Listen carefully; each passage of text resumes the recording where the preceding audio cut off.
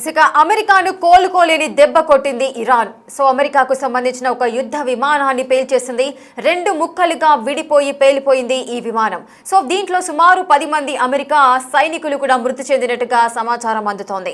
అమెరికాను మరో కోలుకోలేని దెబ్బ కొట్టింది ఇరాన్. యుఎస్ యుద్ధ విమానం E-3 AWACS ను పేల్చేసింది ఇరాన్. 2 ముక్కలుగా విరిగిపడింది యుద్ధ విమానం. సౌదీ అరేబియాలోని ప్రిన్స్ సుల్తానా ఎయిర్ బేస్ పై జరిగిన దాడిలో ఈ విమానం అయితే ముక్కలైపోయింది. మొత్తంగా ఈ E-3 AWACS ఈ విమానానికి అమెరికాలో అత్యంత అడ్వాన్స్డ్ యుద్ధ విమానంగా పేరుంది.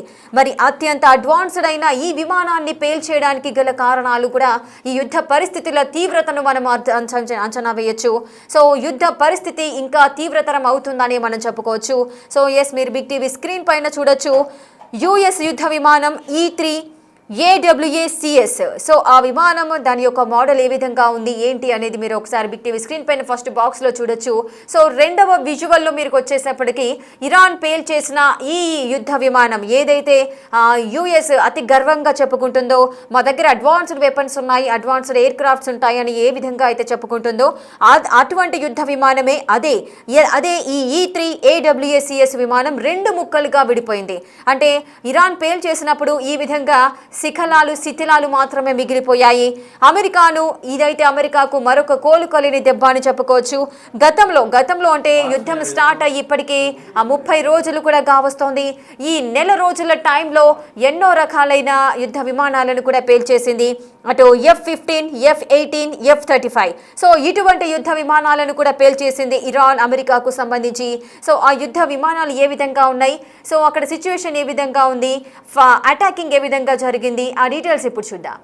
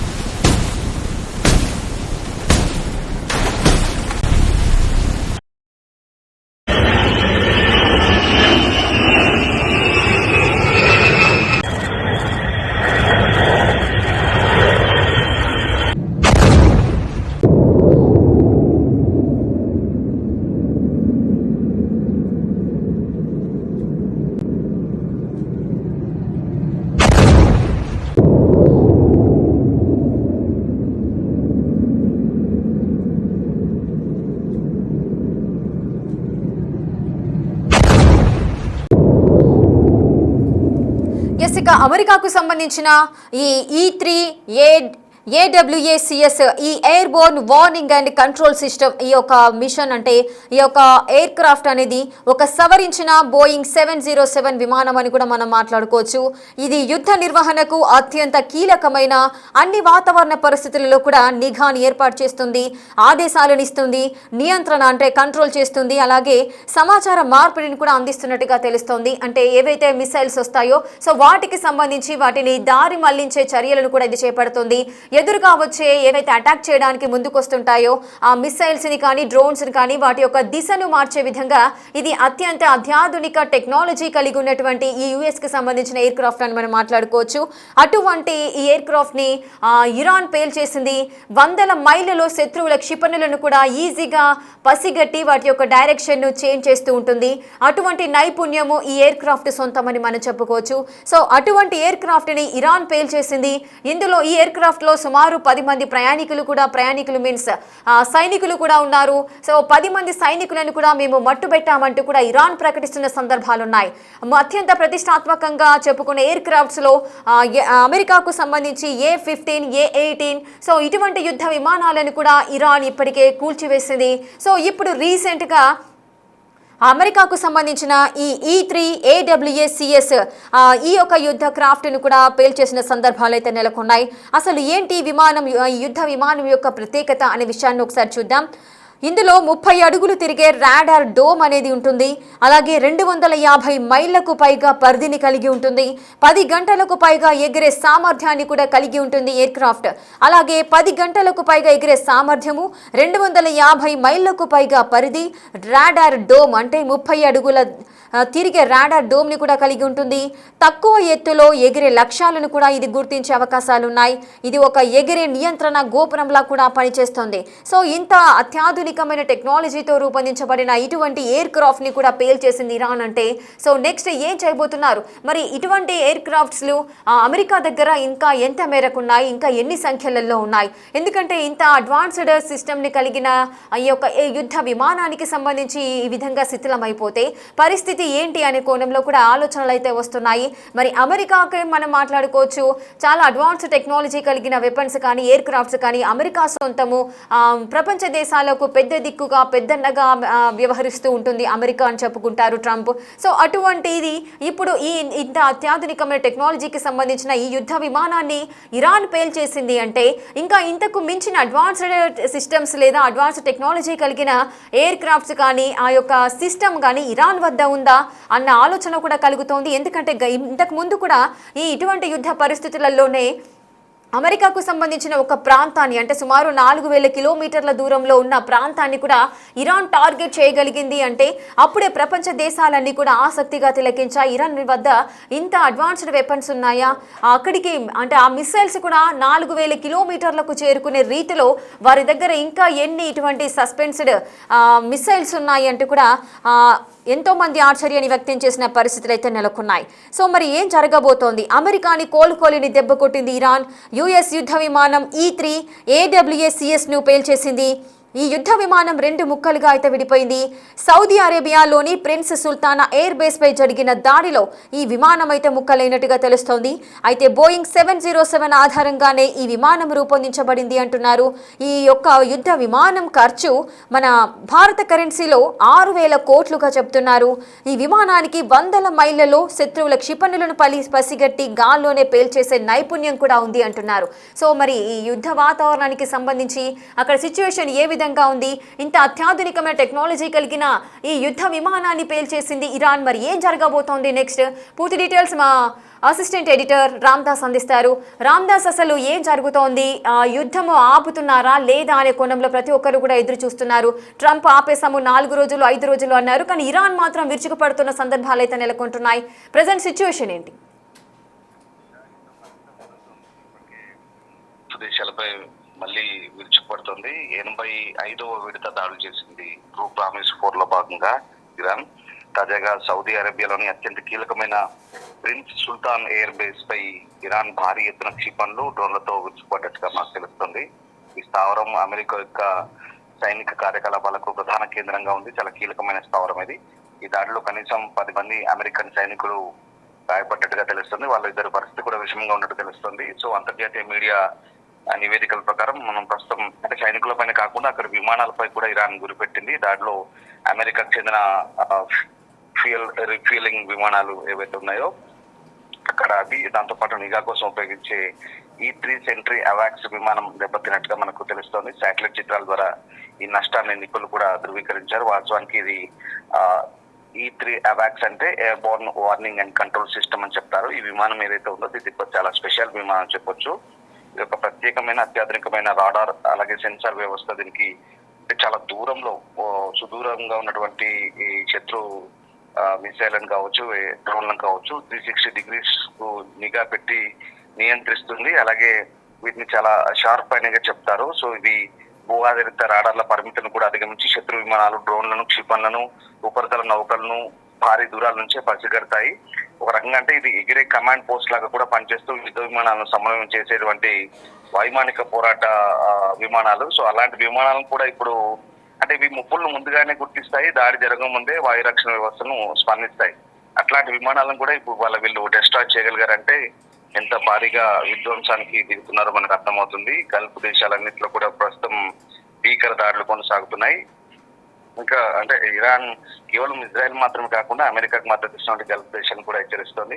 సౌదీ అరేబియాతో పాటు యునైటెడ్ అరబ్ ఎమిరేట్స్ పై కూడా క్షిపణి దాడులు జరుగుతున్నాయి. యుఏఈ గగనతలంలో దాదాపు 370 పైగా బాలిస్టిక్ క్షిపణులు, 1800 పైగా డ్రోన్లను అడ్డుకున్నట్టుగా వాళ్ళు వెల్లడిస్తున్నారు. ఈ దాడుల నేపథ్యంలో అమెరికా అధ్యక్షుడు ట్రంప్ కూడా ఇరాన్ సైనిక సామర్థ్యాన్ని పూర్తిగా నిర్వీర్యం చేస్తామంటూ ప్రకటిస్తున్నప్పటికీ కూడా ఇరాన్ తన వద్ద ఉన్నటువంటి క్షిపణి నిల్వలను ఉపయోగించి అమెరికా స్థావరాలను దెబ్బతీస్తూ ఉంది. యుద్ధ కారణంగా అంతర్జాతీయ మార్కెట్ లో ముడి చమురు పెరుగుతున్న సంగతి మనకు తెలిసిందే. సో ఇప్పుడు ఇక్కడ యుద్ధానికి ఇప్పుడు చెప్పుకోదగ్గ పరిణామం అంటే హౌతీలు జాయిన్ అయ్యారు. అటు యెమెన్ నుంచి హౌతీలు కూడా ఈ వార్ లో జాయిన్ అయ్యారు.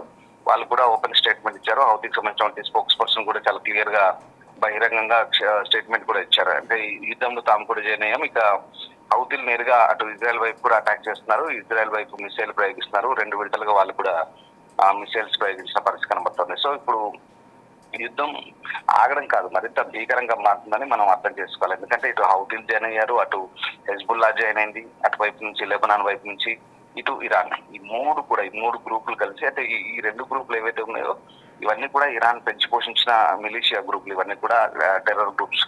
సో ఇన్ని రోజుల పాటు వీళ్ళకి ఆయుధాలు, డబ్బులు ఇచ్చి పెంచి పోషించిన ఈ గ్రూపులన్నీ కూడా ఇప్పుడు ఇరాన్ కు ఈ సమయంలో యుద్ధంలో వాళ్ళతో పాటు జాయిన్ అయ్యి ఏకకాలంలో ఇజ్రాయెల్ పై ఉచ్చిపడుతున్నాయి. అటు టెల్ అవీవ్ కావచ్చు, హైఫా కావచ్చు, జెరూసలేం కావచ్చు, ఇట్లాంటి నగరాలపై అలాగే దాంతో పాటు అమెరికన్ స్థావరాలపై కూడా ఉచ్చిపడుతున్న పరిస్థితి కనబడుతోంది. ఇక ఇరాన్ మాత్రం చాలా క్లియర్ గా చెప్తుంది, అమెరికన్ సంబంధించినటువంటి సైనికులు కావచ్చు, ఎవరైనా ఏ హోటళ్లలో ఉన్నా లేదా ఏ రిసార్ట్స్ లో ఉన్నా ఎక్కడున్నా అవి అమెరికా స్థావరాలుగానే భావిస్తాం, వాటిపై అటాక్ చేస్తామంటూ చెప్తోంది. దాంతో భీకర దాడులు అయితే కొనసాగిస్తున్న పరిస్థితి కనబడుతోంది. కువైట్, బహ్రెయిన్, యుఏఈ, సౌదీ అన్ని ప్రాంతాల్లో కూడా ప్రస్తుతం భీకర దాడులు అయితే కొనసాగుతున్న పరిస్థితి మనకు కనబడతా ఉంది. ఏదేమైనప్పటికీ పశ్చిమాచార్య యుద్ధ వాతావరణం ఇంకా ముదురుతుంది. నానాటికి యుద్ధం పెరుగుతుందని మనకు అర్థమవుతుంది. సో ఆ రకంగా ప్రస్తుతం ఇది భారీ ఒక ఫ్లైట్ అయితే దెబ్బతీసిందని చెప్పాలి.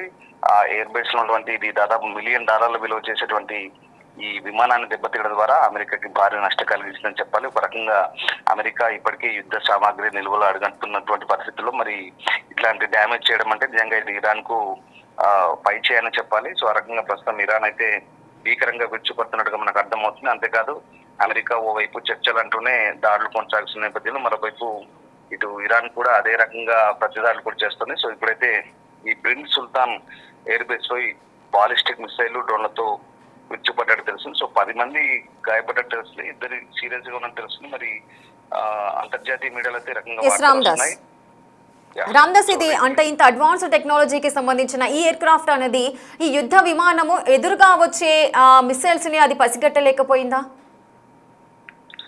ఇప్పుడు మనం అర్థం చేసుకోవాల్సింది అదే. ఇప్పుడు బాలిస్టిక్ మిసైల్స్ అన్ని కూడా వీళ్ళు ప్రయోగిస్తున్నాయి. ఫతా క్షిపణులు, కొర్రంషేర్ క్షిపణి లాంటి అత్యంత ఆధునిక క్షిపణులను ప్రయోగిస్తున్నారు. సో అక్కడ ఏమాత్రం ఏమరపాటుగా ఉన్నా డిఫెన్స్ చేయలేకపోయినా, ఎయిర్ డిఫెన్స్ చేయలేకపోయినా ఇవి విధ్వంసానికి గురవుతున్నాయని మనకు చాలా క్లియర్ గా అర్థమవుతుంది. ఇక్కడ ప్రస్తుతం ప్రిన్స్ సుల్తాన్ ఎయిర్ బేస్ లో కూడా అదే జరిగిందని చెప్పాలి. ఇవి ballistic missiles, inter continental ballistic missiles సుదూర లక్ష్యాలను ఛేదించి హైపర్సోనిక్ వేగంతో రాడార్ల కన్నుగప్పి కూడా వెళ్లి దాడి చేసేంత నిర్దేశిత లక్ష్యాన్ని చేరుకోగల మిసైల్స్ గా మనకు అర్థం చేసుకోవాలి. సో వీటిని కూడా పచ్చగట్టలేకపోయారంటే ఇరాన్ ఒక రకంగా ఎంత ఆధునిక మిసైల్ తయారు చేసి పెట్టినో మనం దీన్ని బట్టి అర్థం చేసుకోవచ్చు. సో ఆ రకంగా ఇది రీఫ్యూలింగ్ విమానంతో పాటు ఒక నిఘా విమానం అయితే ఇది దెబ్బతిన్నట్టుగా మనకి ఇక్కడ తెలుస్తుంది. సో ఇప్పటి వరకు అంటే ఇక్కడ రాజధాని రియాద్ లక్ష్యంగా చేసుకుని ప్రయోగించిన బాలిస్టిక్ షిప్ ని కొద్ది గాల్లోనే అడ్డుకొని ధ్వంసం చేశారు, డిఫెండ్ చేశారు. సౌదీ రక్షణ శాఖ కూడా ఇది స్పష్టం చేస్తుంది. ఫిబ్రవరి 28 నుంచి కూడా అమెరికా, ఇజ్రాయెల్, ఇరాన్ మధ్య ఈ ఘర్షణలు ప్రారంభమైన నేపథ్యంలో అప్పటి నుంచి ఇప్పటి వరకు జరిపిన దాడిలో మొత్తం 13 మంది అమెరికన్ సైనికులు మృతి చెందినట్టుగా తెలుస్తుంది. సో 300 మంది పైగా గాయపడ్డారు. యుఎస్ సెంట్రల్ కమాండ్ కూడా అదే చెప్తుంది. అలాగే అమెరికా, ఇజ్రాయెల్ దాడులకు ఇరాన్ లో భారీగా ప్రాణ నష్టం కూడా మనకు వాటిల్తుంది. యుద్ధం కారణంగా ఇప్పటి వరకు దాదాపు 2000 మంది చనిపోయినట్టుగా ఇరాన్ నుంచి లెక్కలున్నాయి. అలాగే లెబనాన్ లో కూడా దాదాపు 1500 మంది వరకు కూడా చనిపోయినట్టుగా లెక్కలున్నాయి. అటు ఇజ్రాయెల్ కూడా దాదాపు 15 మంది వరకు కూడా సైనికులు చనిపోయారు, సివిలియన్స్ చనిపోయారు. ఇదంతా కూడా అంటే భారీగా ప్రాణ ఆస్తి నష్టం అయితే జరుగుతుంది. మరి వెస్ట్ ఏషియా వారికి సంబంధించి ఇంకా చర్చలు అంటూ వైపు దాడులు ప్రతిదాడులు మరి కొనసాగుతున్న వేళ ఇంకా పరిణామాలు ఎలా ఉంటాయని మాత్రం ఇంకా రాబోయే రోజుల్లో మరి ఆందోళనకరంగానే కనిపిస్తోంది. Right, thank you Ramdas, thanks for the details. Right, చూస్తున్నారు కదా, అమెరికాకు మరో కోలుకోలేని దెబ్బ అయితే కొట్టింది ఇరాన్. యుఎస్ యుద్ధ విమానం E-3 AWACS ను పేల్చేసింది. 2 ముక్కలుగా విడిగి కింద పడిపోయింది ఈ విమానం. సౌదీ అరేబియాలోని ప్రిన్స్ సుల్తానా ఎయిర్ బేస్ పై జరిగిన ఈ దాడిలో ఇది 2 ముక్కలుగా కింద పడిపోయి ధ్వంసం అయిపోయిన సందర్భాలు నెలకొన్నాయి.